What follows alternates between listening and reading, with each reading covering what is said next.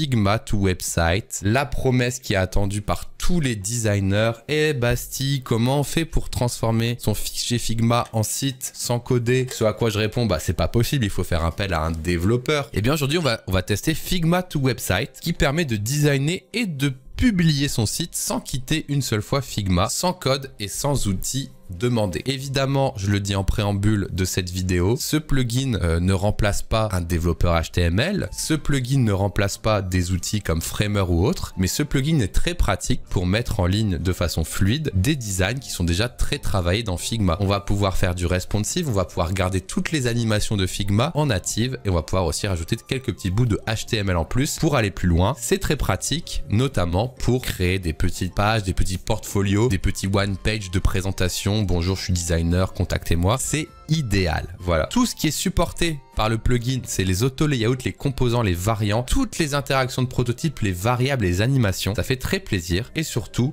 les performances sont très bonnes. Voilà. Quelqu'un m'a demandé tout à l'heure si c'était responsive. Oui, on peut gérer le responsive grâce aux contraintes de Figma. Vous allez voir, c'est très intelligent et c'est SEO friendly car la sitemap, l'open graph et les notifications au search engine sont toutes gérées. Voilà, on peut même faire des petits formulaires de contact et intégrer Google Analytics, des players vidéo, etc., etc. On va pas tout tester aujourd'hui, mais je vais vous montrer comment ça marche. Alors, déjà, vous allez aller sur DivRiot et ouvrir le plugin Figma to Website dans Figma. Donc voici sur quelle fenêtre vous arrivez en ouvrant pour la première fois Figma to Website. Vous avez deux templates, un style template, on va dire portfolio et un style, on va dire documentation. Voilà, c'est les deux possibilités. Ou alors vous pouvez commencer votre design from scratch en créant une section directement comme ça. On va commencer par utiliser un template. Prenons le template CV. Comme ça, boum, tout est généré pour nous et on va comprendre un peu ce qui se passe. Ce qui se passe, c'est que tout est dans une section slash, c'est-à-dire que c'est la racine de votre site. Dedans, on remarque une version desktop et une version mobile du site. Et ensuite, c'est juste du design Figma très classique avec des liens de prototype très classiques, que ce soit en scroll to, que ce soit vers des autres pages. Et on a aussi des pop-up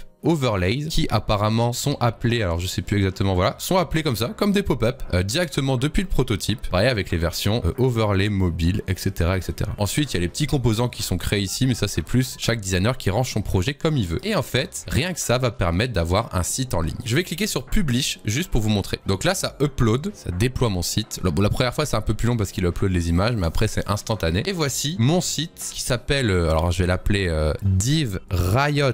Vous pouvez désormais aller sur divriot.ficweb.site et regardez, le site est en ligne tout simplement. Et regardez, tous les textes sont des vrais textes, tous les liens sont des vrais liens. Et imaginez que vous avez fait votre petit CV en ligne, et ben vous pouvez le publier depuis Figma. Bonjour à tous, c'est moi. Et surtout, le site est responsive. Regardez ce qui se passe. Regardez, oh ça, oh quel plaisir, regardez.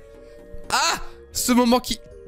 Regardez, c'est les contraintes de Figma. Ah là là, quel plaisir. Mais pourquoi ça fait ça? Mais c'est tout simplement les contraintes originelles de Figma qui sont respectées. Donc vous avez qu'à utiliser tous les outils natifs de responsive. Ils sont juste dupliqués en web. Et regardez là, tac, tac. Ça correspond à tac, tac. Mais à un moment, qu'est-ce qui se passe? Ça saute. Regardez, ça saute là. Parce qu'en fait, ça saute à la version mobile qui est déclenchée à partir de 408. Et effectivement, c'est ça. Incroyable. Donc, ce que j'ai fait sur thefrenchtotote.net dans ma dernière vidéo le mois dernier, c'est que j'ai fait une redirection un peu moisie, entre guillemets, de mon point net vers, boum, le proto Figma. Ce qui m'a permis en 5 jours de terminer le site. Ça, c'est pas du responsive. Hein. Ça, c'est pas une taille de texte acceptable. Si je l'avais fait avec Figma to Website, j'aurais pu avoir ce genre de résultat. Il y a énormément de choses à dire et à analyser. Les liens de scroll fonctionnent, les animations Figma fonctionnent, les pop-up s'ouvrent de cette façon. Ça permet de faire un site très rapidement et très efficacement grâce à Figma to Website. Vous pouvez payer la version pro évidemment comme pour Framer pour avoir plus de fonctionnalités, mais rien que comme ça, c'est très agréable pour mettre des projets en ligne. Est-ce que le code généré est propre? Georges précise, c'est hébergé par DivRiot, l'infrastructure est 100% Cloudflare. Donc on a les scrolls et tout, il y a même les formulaires qui fonctionnent, voilà, mais voilà, tout est existant. Tout ça paraît très fluide, mais comment ça fonctionne derrière? Et en fait, quand on regarde un petit peu, donc vous avez compris déjà que par défaut, ça respectait tout bonnement les lois de contraintes de Figma, qui sont celles de l'auto-layout et également des constraints, qui sont juste ici. Donc ça respecte déjà toutes les lois de auto-layout et de constraints. Voilà. Et ensuite, il y a une astuce de breakpoint qui est gérée par les min widths et les max widths. Donc en gros, chaque frame qui contient le site, on va lui définir à quel moment elle s'arrête de grandir. Ici, c'est 1440. Et à quel moment elle s'arrête de rétrécir. Ici, c'est 880. Donc, en d'autres termes, ici, je dois être à 1440. Et hop, il s'arrête de grandir. Ici, je dois être à 880. Donc, il s'arrête de rétrécir. Et juste, c'est hyper astucieux parce que tout existe dans Figma et ils ont juste réutilisé ça. Est-ce qu'on peut avoir accès au HTML, CSS? Je pense pas. Est-ce que le code est propre? Oui, il est le plus propre possible et de plus SEO friendly. Vous avez des divs, j'imagine des H1, H2, H3. Voilà, H1 ici, tout simplement. Un peu plus bas, on va avoir du H2, voilà, du H3. Enfin, c'est tout simplement le plus propre possible par rapport à ce que fournit Figma. Donc, dans le temps imparti, ça bat tous les framers et tous les autres outils parce qu'il y a besoin de compétences zéro. Niveau SEO, c'est friendly, tout à fait. Comme on a répondu juste avant, regarde, SEO friendly. Quand vous relancez votre plugin, vous avez accès ici à un petit guide qui s'appelle Figma to Website, Learn Figma to Website, et vous avez toutes les infos. Et évidemment, aujourd'hui, je ne vais pas rentrer dans tous les détails. Évidemment, il y a des paramètres à droite, à gauche, mais tout est assez basique. Par exemple, je regarde dans les basiques et je lis un petit peu comment ça marche. Je mets slash pour lancer mon site, je mets slash Pikachu pour avoir une sous-page Pikachu. Et toute cette doc, elle est disponible directement sur le site et aussi dans le plugin, voilà. Le responsive, comment ça marche? Bah, ok, ça utilise les breakpoints, ok, etc., etc. Vous avez compris le principe.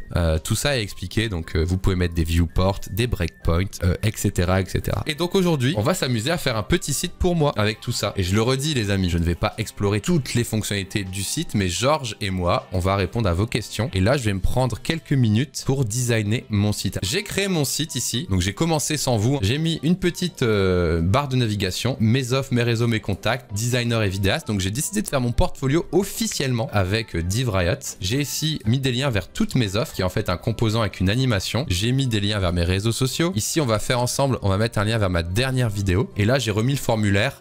Je vais pas le garder, mais c'est pour vous donner un exemple. J'ai décidé de mon côté de faire un breakpoint un peu différent avant toute chose. Je le publie et cette fois-ci, je vous demande d'aller sur bastille.figweb.site et vous allez pouvoir directement voir le résultat. Donc, on va quitter celui-là. On va aller sur le nouveau.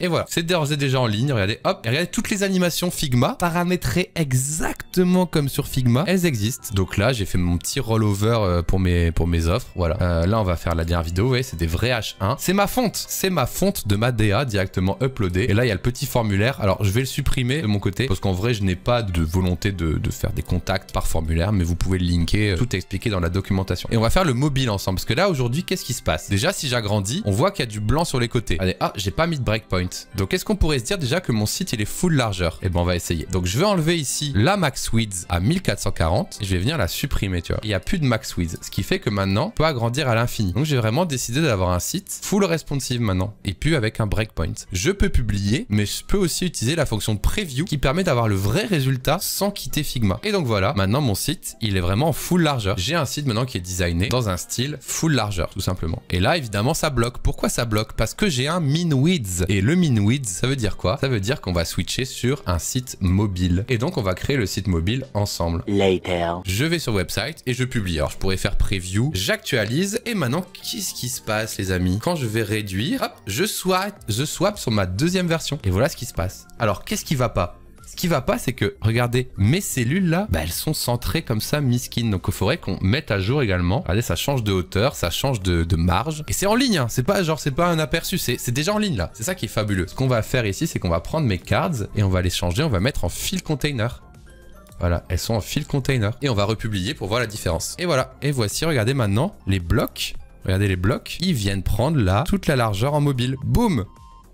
Incroyable, n'est-ce pas? Franchement, je kiffe trop. Donc, il me suffirait de faire un burger menu maintenant. C'est possible de faire un dark mode. Très bonne question. On va tester ça ensemble. Alors déjà, dans mes variables, j'ai mon background de 1 et mon foreground. Je vais créer rapidement, du coup, un dark mode pour tester. Donc, je crée un dark mode ici. Donc là, j'ai mon dark mode. Et normalement, j'actualise. Mon site est en light. C'est normal. Mon navigateur est en light aussi. Je vais passer mon ordinateur en dark mode. Oh, mon site, il passe en dark mode! Oh, c'est insane! Let's go! C'est littéralement un logiciel que je suis en train de coder là-dessus. Hein. Incroyable. Donc pour le Dark Light Mode, il suffit de nommer Light et Dark ici. Effectivement, j'ai pas mal de trucs à clean, genre dans ma flèche là, il y a des trucs qui sont pas tous bien nommés, vous avez compris l'idée quoi. D'autres choses, comment on met de la vidéo? Eh bien, sachez que si on se promène un petit peu, on va ici mettre ma dernière vidéo YouTube et pour cela, on va se promener un peu sur le plugin et on va aller dans Composants et on voit qu'on a des vidéos components pour mettre des vidéos de YouTube ou de Vimeo. On voit qu'on a des social components pour mettre des embeds Twitter et on a des embeds custom que je n'arrive pas à montrer. Voilà, ici, embed où on peut mettre du HTML directement dans du embed si vous voulez aller un peu plus loin. On va mettre un YouTube embed juste là. Boum.